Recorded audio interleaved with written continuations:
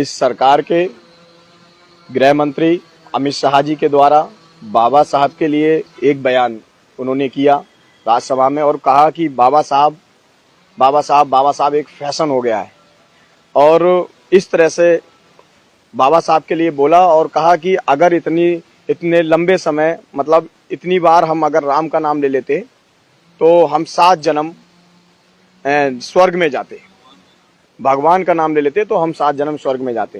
तो उन्हें वो अच्छी तरह से जान लें, बाबा साहब भगवान नहीं मगर इस देश के लोगों के मुक्तिदाता हैं। आज चाहे देख लीजिए, वो भूल गए गृह मंत्री होकर भी कि आज इस देश की महिलाओं को हिंदू कोड बिल जैसी व्यवस्था देकर, आरबीआई देकर, लेबर कोड देकर, ये सारे बाबा साहब ने किया है। आज लाखों करोड़ों जो इस देश का मूल निवासी है उसको अधिकार बाबा साहब ने दिया और आज हम जो आवाज उठा पा रहे हैं तो बाबा साहब की देन है जिन्होंने हमें संविधान में दिया। तो बाबा साहब हमारे मुक्तिदाता हैं, हमारा सम्मान है, हमारा स्वाभिमान है और संविधान भी हमारा सम्मान है, स्वाभिमान है। इस तरह का अपमान नहीं सहेंगे। अगर उन्होंने माफी नहीं मांगी तो ये जो हमारा आक्रोश है बड़े स्तर पर और बढ़ेगा और जब तक वो माफी नहीं मांगे ये लगातार चलता रहेगा, क्योंकि इस तरह का अपमान हम सहेंगे नहीं। मूल निवासी इस देश का सहेगा नहीं, बहुत हो चुका है और इस तरह के हमारे महापुरुषों का अपमान करना बाबा साहब का अपमान नहीं सहेंगे, नहीं। आज हमारे ग्रुप के जो है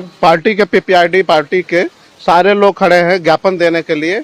और जो बहुत घिनौना जो बात बोला है अमित शाह ने, गृह मंत्री एक बड़े पोस्ट पे रहते हुए, केंद्र सरकार के बड़े पोस्ट पे रहते हुए गृह मंत्री ने ऐसे बाबा साहब को अपमान किया है। इस पे जो है बहुत जो है घिनौना ये भाषण जो है वो राज्यसभा में दिया है। ये होना नहीं चाहिए। हमारे बाबा साहब का अपमान कतई हम बर्दाश्त नहीं करेंगे।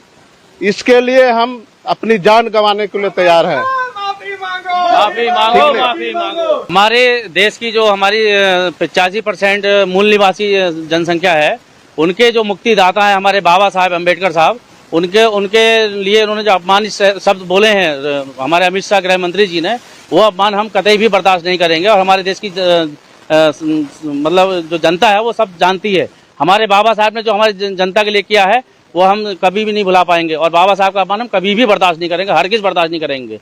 इनको माफी मांगनी चाहिए और बिना माफी के हम बर्दाश्त कतई भी नहीं कर पाएंगे।